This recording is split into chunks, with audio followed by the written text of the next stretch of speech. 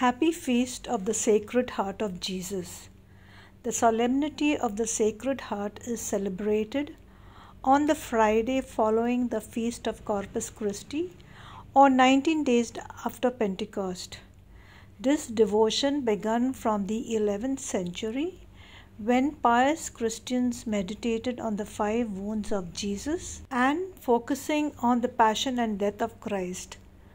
Around 1670, a French priest, Father Jean Eudes, celebrated the first feast of the Sacred Heart. Around the same time, a pious sister, Margaret Mary Alacoque, saw visions of Jesus appearing to her frequently. In December 1673, Jesus allowed Margaret Mary to rest her head upon his heart. Jesus told her of his great love and explained that he had chosen her to make his love and his goodness known to all. In June or July of 1674, Margaret Mary reported that Jesus wanted to be honored under the figure of his heart of flesh.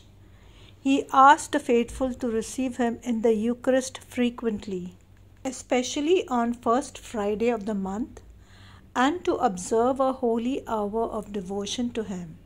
And then in 1675, during the octave of Corpus Christi, Margaret Mary received the vision which came to be known as the Great Apparition.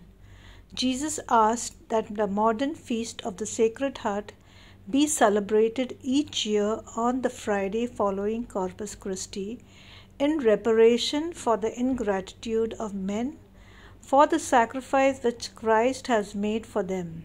On May 8, 1873, the devotion to the Sacred Heart was formally approved by Pope Pius IX, and 26 years later, on July 21, 1899, Pope Leo XIII urgently recommended that all bishops throughout the world observe the feast in their diocese.